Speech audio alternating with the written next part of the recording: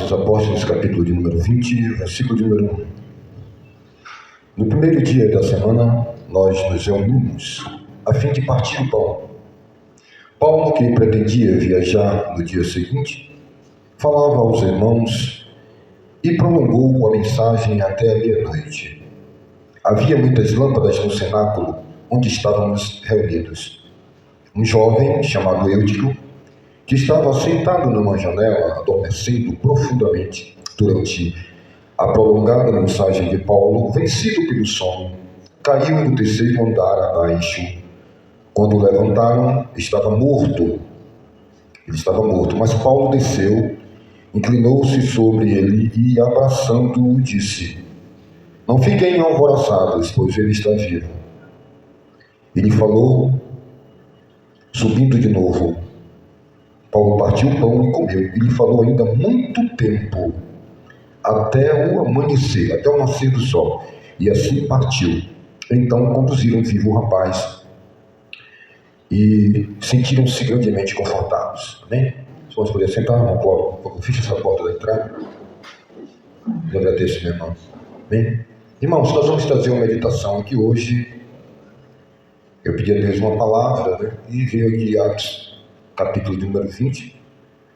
É assim, a vida é assim. A gente é uma caixa de ferramentas. E aí vai essa mensagem para os jovens, para aqueles que pretendem aspirar o episcopado, a vida de um homem de Deus, de um obreiro. A vida é uma caixa de ferramentas. Um eletricista, um pedreiro, surge um trabalho para você realizar. E de repente você sobe na escada e chega lá em cima, você precisa de um alicate de corte. E você desce da caixa de ferro da escada para pegar agora um alicate de grampar. Um alicate de grampagem, onde você vai colocar os terminais dos fios. E aí de repente o eletricista olha para o ajudante e diz: "Pegue aí a fita isolante de cor vermelha, cor azul, né? Cor verde, simbolizando neutro, negativo, positivo." E aí o ajudante olha e diz assim: "Não temos essa fita, ou não temos esse alicate." Então, pega aquela outra caixa de ferramenta lá, tia Dilson. Aí olha lá e diz: "Aqui tem fita isolante." Então pega a fita isolante. A obra, irmão Adelson, ele é assim.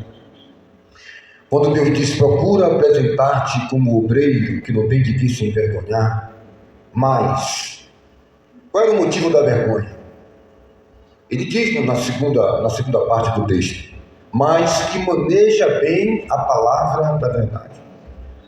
Procura se apresentar de maneira que você não se envergonhe. O que é que pode envergonhar você? A falta de conhecimento da palavra. A falta de manejar a palavra. Bem, de Gênesis a Apocalipse encerra o livro, o Alfa e o Ômega, aqui fala e aqui por ele mesmo se explica. O apóstolo Paulo fala em 1 Coríntios, capítulo 2, que as coisas espirituais são explicadas pelas próprias coisas espirituais. Eu não posso pegar um livro paralelo a essa escritura. Ela, por si mesma, se explica, se questiona e se responde através do Espírito Santo de Deus. Procura apresentar-te como obreiro que não tem de que se envergonhar. É como aquele profissional que você desce para procurar uma ferramenta na caixa de ferramenta e ele não dispõe. E por que ele não tem esse dispositivo ali? Sendo que a palavra de Deus diz: "Quem pede, recebe, quem busca, acha." A falha está em Deus de não termos aquela determinada ferramenta? Obviamente que o corpo humano é assim. Um é o coração, que faz o seu papel, um é o fígado, um é os rins. Um é o alicate de corte, um é o alicate de grampagem, o outro é a fita isolante, e todos unidos formam o corpo, que são muitas unidades, muitos membros, mas uma só unidade. Muitos membros, mas uma só unidade. Assim é a vida da gente. Deus, ele quer pegar você para uma determinada obra. Você está em um determinado lugar e de repente ele tenta pegar essa caixa de ferramenta e não consegue achar essa caixa de ferramenta. Ele não consegue, não tem essa ferramenta apropriada. Então ele vai buscar um vaso que tem essa instrumentalidade. quando o apóstolo Pedro disse: estude, meu filho, se aprofunde na palavra, para você saber responder aquelas pessoas que perguntam: por que você serve a Deus?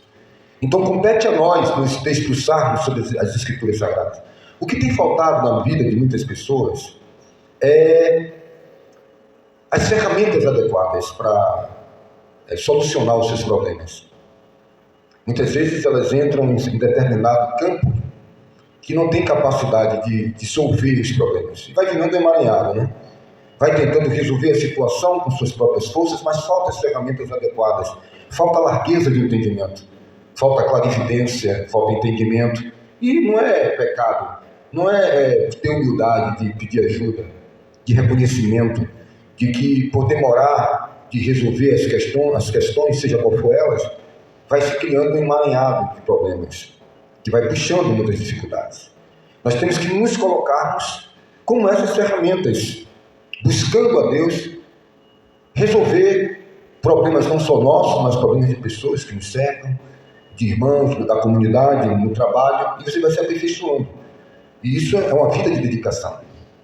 Aqui o apóstolo Paulo, onde nós vamos meditar nessa manhã, nos fala na palavra de Deus as características, e aqui também vai um conselho para os iniciantes das Escrituras Sagradas. Aqui o texto ele deve ser dividido. Eu gravei um vídeo essa semana, não postei no grupo, que fala sobre análise sintática, análise morfológica. Uma análise sintática que estuda a função das palavras, e uma análise morfológica que estuda o significado das palavras.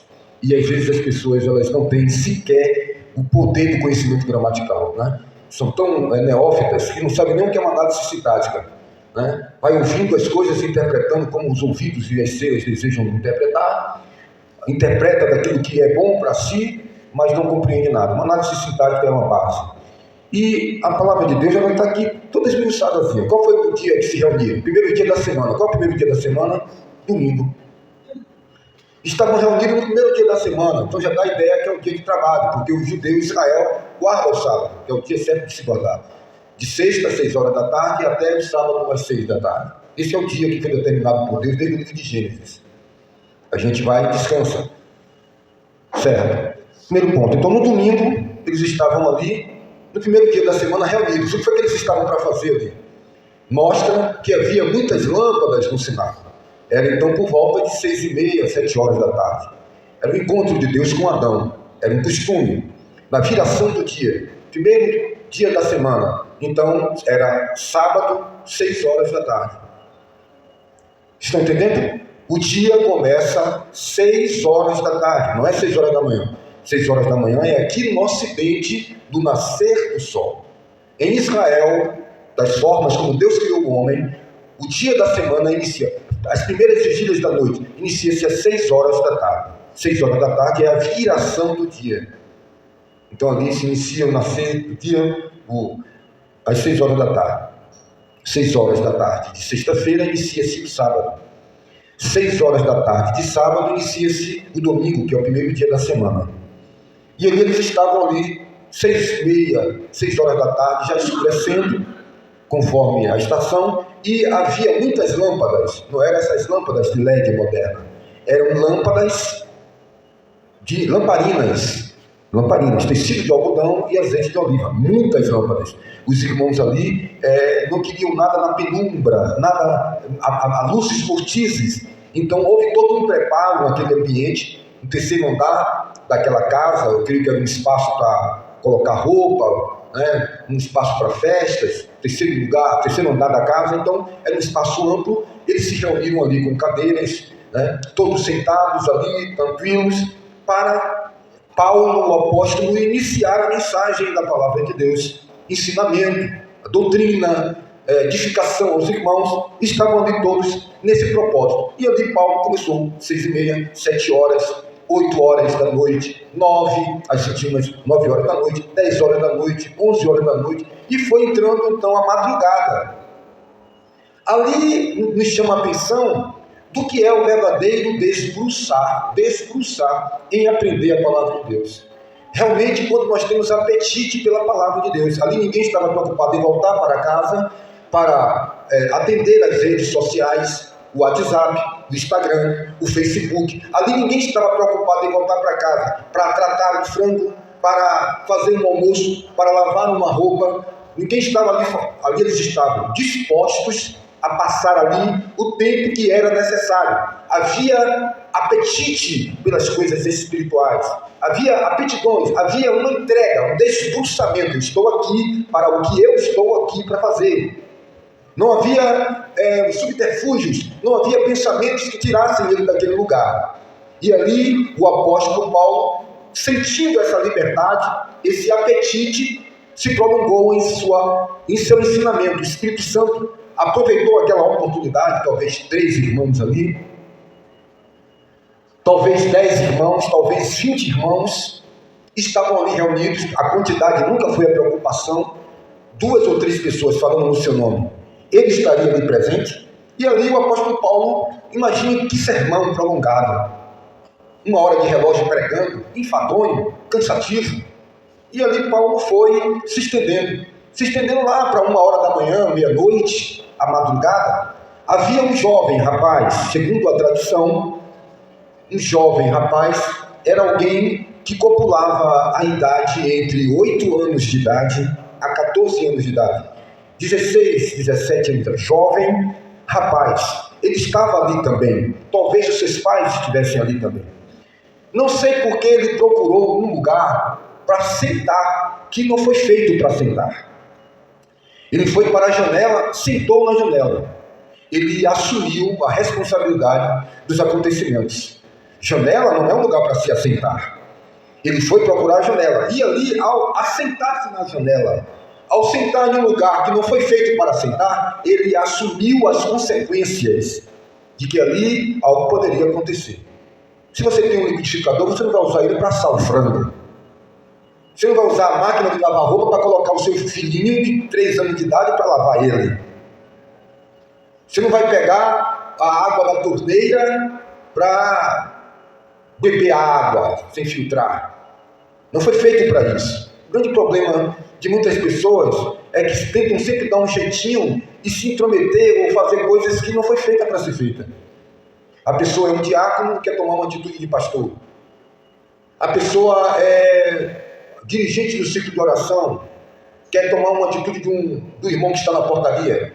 A pessoa é coração, quer fazer o que os índios querem fazer. Vai haver uma desordem. Vai haver algo.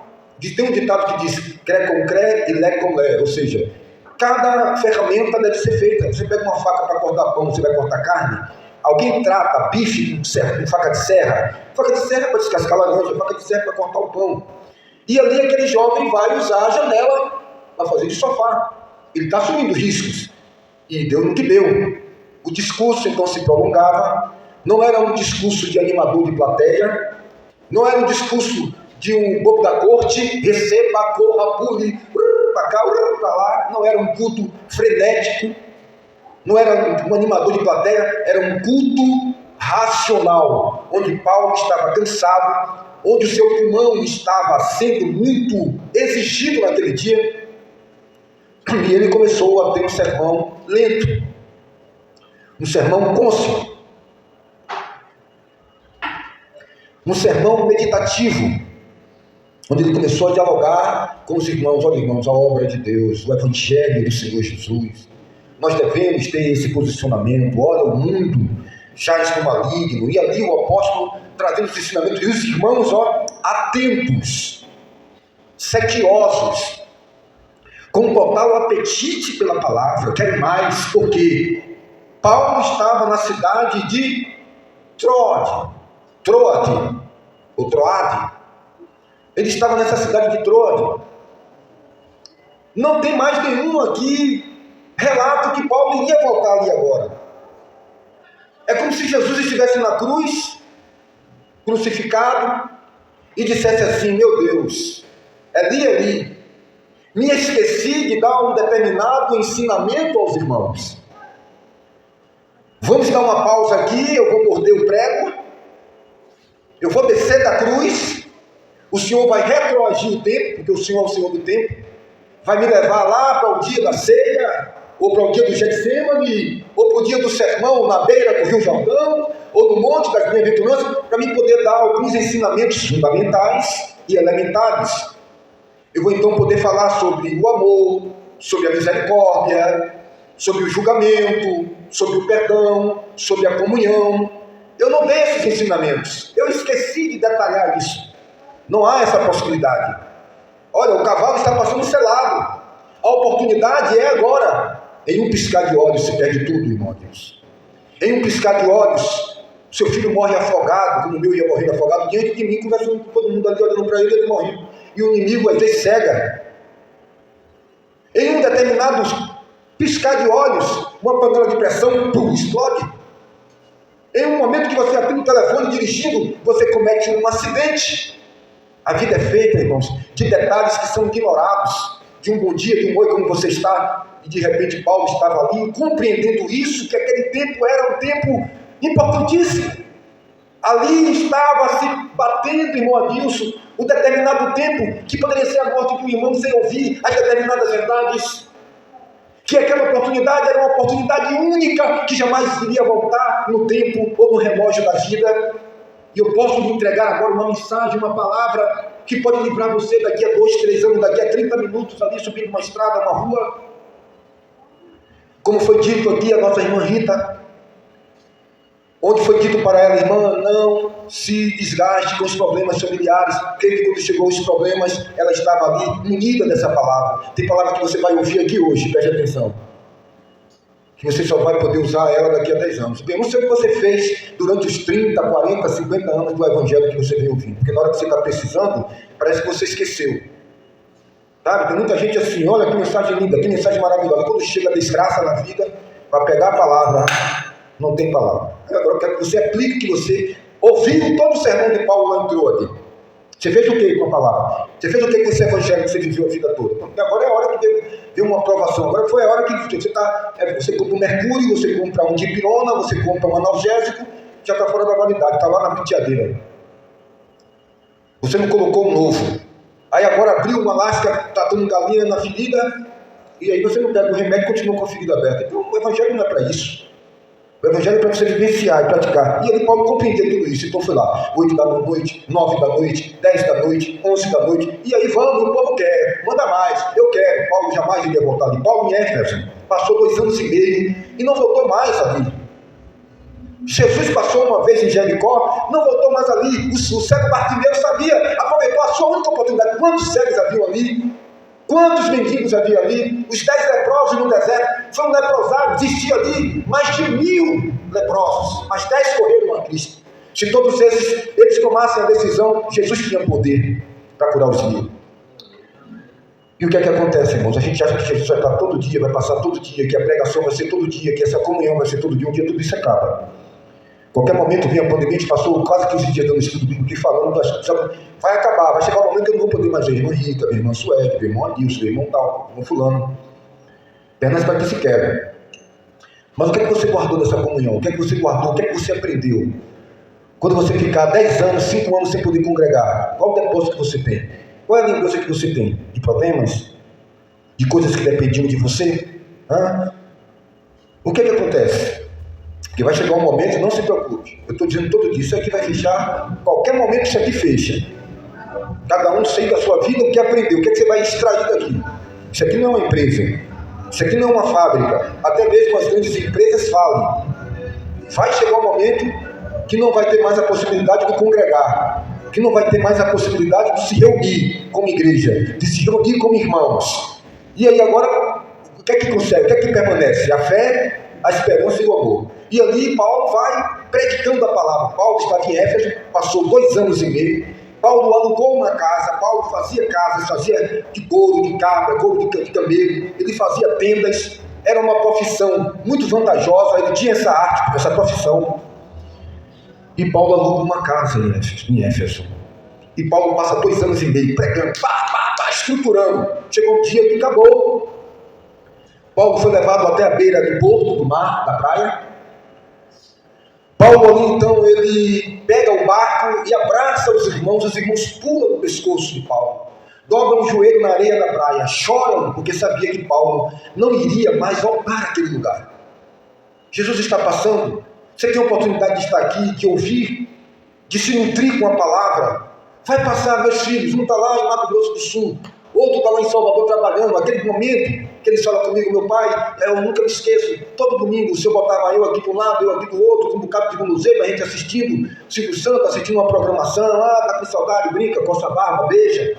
Passou aquele tempo, mas foi vivido com intensidade. Né? Se você chegar lá em casa, tem cerca de 1000 fotos, 2 caixas, uma quantidade exorbitante de fotos, de registros de momentos que foram vividos com intensidade, no parque, lá todo final de ano quando eu ia, lá no parque, na montanha-russa, lá no caça-fantasma, no trem fantasma, né? Tudo aquilo ali, eu tiro uma foto, deixa registrado, porque vai passar o tempo. Se eu abraçava minha avó, e você já viu de novo, eu já vi mais de 1000 beijos hoje, eu te amo, minha avó foi a pessoa mais linda, porque eu sabia.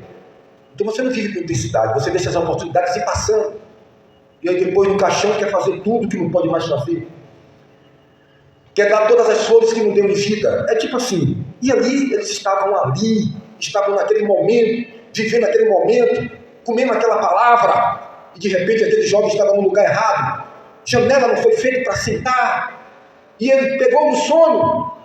Era um jovem que não estava acostumado com a labuta da vida, de varar noites, ele ficou sonolento.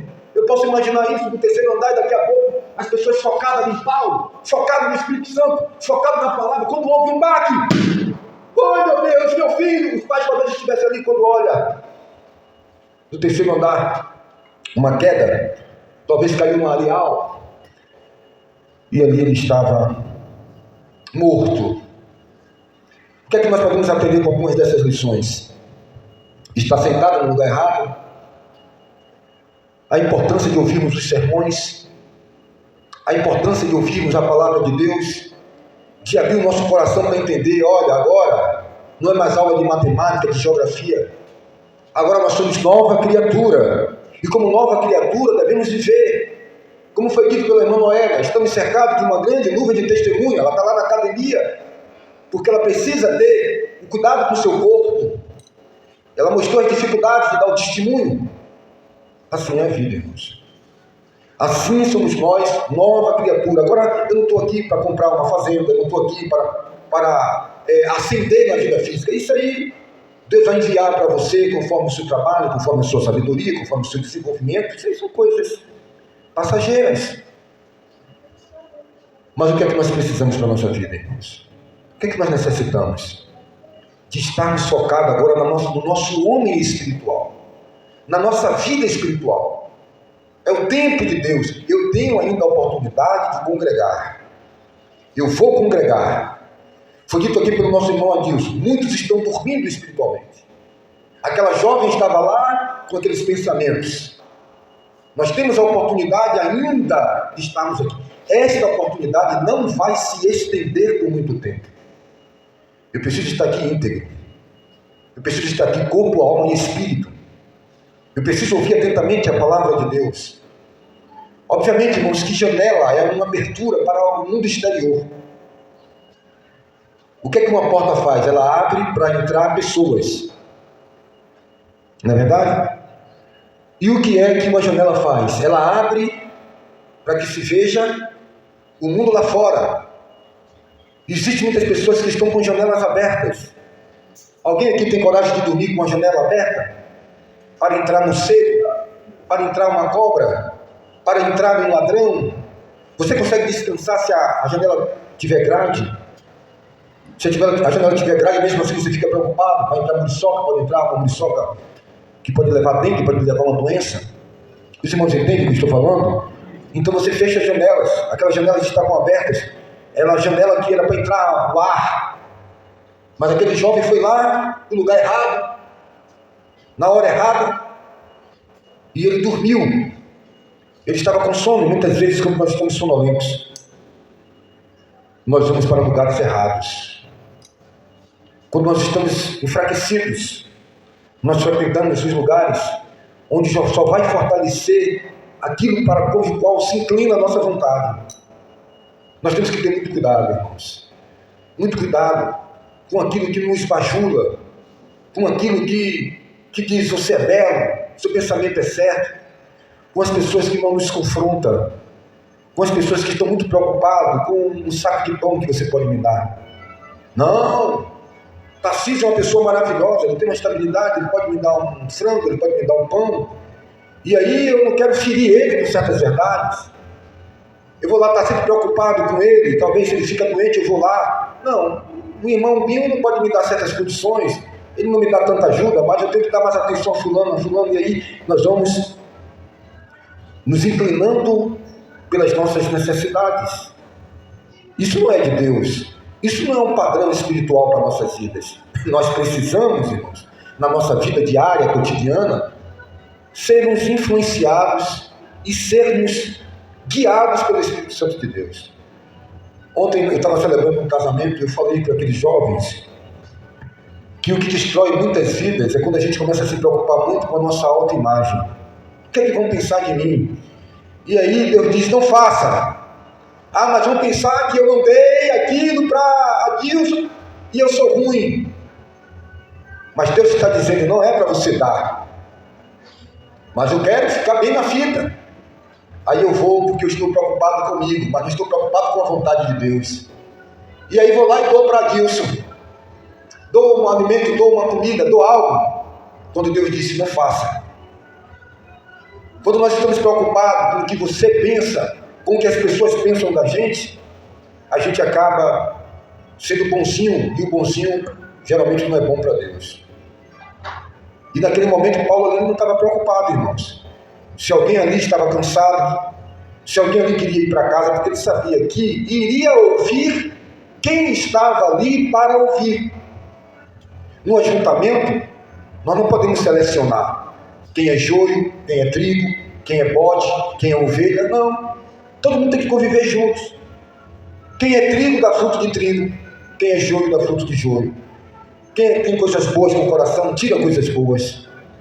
E ali Paulo, ele desce daqueles degraus, terceiro andar, imagine. Paulo desce, vê aquele jovem caído, o que é que ele faz? Qual é a apatia de Paulo? Lança pedras? Paulo abraça aquele jovem. O que é que você faz quando as pessoas caem? O que é que você faz quando as pessoas estão num momento difícil? Obviamente, aquele momento ali não dependia mais daquele jovem, porque ele estava morto. Dependia de alguém vivo. Tem muita gente morta. Dependendo dos vivos. Uma palavra como essa é uma palavra que dá vida. Que quando eu estou morto, a palavra vai me dar vida. Existem outros casos, nós queremos ser ajudados. De que forma? As pessoas estão endividadas, aí ela vem até você e diz, me empresta 10 mil reais. Aí você olha para ela, o Espírito de Deus diz, o problema não é 10 mil reais. Eu conheço pessoas que deviam 10 mil reais, pagou os 10 mil reais, hoje deve 200 mil reais. 100 mil reais. O problema não é você apagar o fogo jogando gasolina, não. Por que você deve 10 mil reais? Porque você é impossível. Porque você se sente bem em pegar o cartão de crédito que já está pago e comprar mais um par de sandálias, achando que você já tem 10 pares de sandália. E aí você vai aumentando os seus débitos. Daqui a pouco pega o dinheiro na mão do agiota. Você não sabe gerir suas finanças. E aí sempre tio empresta 10 mil, a tia empresta 15 mil. Qual é o problema? O problema é curar essa vontade que você tem de sentir essa serotonina, esse preenchimento. Tem pessoas que têm prazer em comer para poder compensar essa ausência desse hormônio do prazer, da serotonina. Precisa empinar a moto para sentir a adrenalina, o coração bate mais forte e acaba morrendo. O que é que nós estamos buscando? Nós buscamos isso. Então precisamos curar o que está trazendo esse problema. O machado está posto à raiz. Você tem uma pé de água, você corta ela, todo ano você gasta 200, 300 reais cortando, ela vem crescendo. Você quer acabar com esse mal? De onde é que está brotando isso? De onde é que está vindo esse sentimento? O machado está posto à raiz. Toda árvore que não der fruto será tirada. Então, se eu quero te ajudar, nós temos que investigar qual é o problema. As soluções baratas não vai resolver. Aquele jovem caiu da janela, mas isso não acabou o ímpeto de Paulo pregar. Abraçou, levantou, Deus colocou aquele jovem no ringue de novo. E Paulo subiu, porque estava focado em continuar. Lá para 3 da manhã, ele foi até o amanhecer. Alguém maratona na Netflix, no seriado, termina a primeira temporada, uma hora de relógio, cada episódio. Ah, meu Deus, estou cansado. Aí vai terminando, bota no outro. Maratonar. Mas maratonamos com a palavra de Deus? Nós vemos tão sem apetite que quando o pregador começa a esboçar o sermão, ele precisa levar a plateia ao nível de delírio. Receba a sua cueca vermelha, Deus me revela. Essa íntima é azul. O número da sua identidade é 050. Vamos estar. Revelação. Pula, sapateia. Ei, vocês, bota a mão aqui. Receba a pula, calor. Receba, nem você sabe o que você tem. Algo precisa ser para você não dormir. E aí eu sou vendido e sou comprado por esse sistema. Do que a audiência quer. Quanto mais besterol, quanto mais porcaria, quanto mais musiquinha de rala a bunda no chão, mais idiotice câncer, né? Quanto mais idiotice, quanto mais baixar o nível, mais like, mais popularidade, mais dinheiro no cofrinho. Eu tenho um canal com quase 1000 vídeos de edificação, 4.800 inscritos. Quando você vai ver a visualização, 10, 20, 30, 180, por quê? Porque são assuntos que não despertam o apetite. Tem que botar a nádega de uma mulher, tem que colocar uma mulher seminua, tem que colocar a cabeça de alguém sendo aberta, aí bombeia. Aí vai, bombeia os likes. E muitos desses pregadores, dessas religiões que precisam de dinheiro, não precisam dizer verdade, porque a verdade cria indisposição. Quando você não tem autonomia, que você é refém no bolso das pessoas, quando você trata as pessoas pelo bem que elas podem te dar, você evita de ter desgaste com ela. Quando você faz coisas que Deus diz, não faça, eu estou tratando, mas você quer estar bem na vida, aí você vai e faz. Você é vendido e comprado por um sistema. Você não tem identidade em Cristo, você não tem personalidade. Os apóstolos, os discípulos não fazem dessa forma. Pedro, você é meu amigo, mas a verdade eu vou lhe falar com amor e com carinho, preocupado em ganhar você para Cristo, se você estiver perdido. Se você porventura entrou numa porta estreita, vai chegar um momento que não vai ter conselho nenhum para você, porque pelo tempo que você já tem, já era para você ser mestre, não tem mais nada a ensinar a você.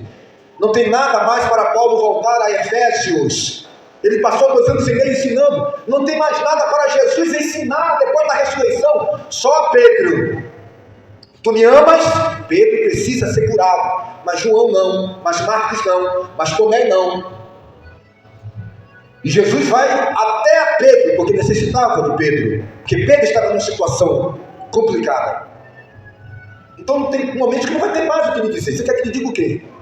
A vogal? É I, O, U. Você não sabe o que é vogal? Eu vou perguntar aqui, o ABC. A, B, C, D, F, G, H, I, J, L, M, N, O, P, Q, R, S, T, U, V, X, Z. 24 letras, 25 com W acrescentado, com K. 26. Quantos consoantes? B, C, D, F, G, H, J, L, M, N, P, Q, R, S, V, X, Z. Tirou as vogais. Você não sabe o que é consoante? Você fala português, você lê? Então não há mais o que ensinar. Agora o que você pode pôr em prática o que você aprendeu. Então que a gente possa, irmão, compreender que nós precisamos ter essas aptidões, esses apetites. Nós precisamos dar tempo para Deus, administrar o tempo que nós temos, estar no lugar certo, na comunhão, em ouvir a palavra. Jonathan não me deu um pedaço de pão, mas eu dei para ele. Não importa o que ele é para mim, o que importa é o que eu existo. Quem é Flávio? Quem é João? Quem é Maria? É intransponível, intransferível a sua responsabilidade. Nós podemos falar o que a janela representa. Temos 4 janelas na nossa alma: os olhos, o ouvido, o nariz, a boca, e 5 janelas, o tato. Isso pode ser janelas abertas para influências externas. Precisamos ter filtro, precisamos botar o pé no chão e sermos curados da síndrome de Poliana, complexo de Poliana.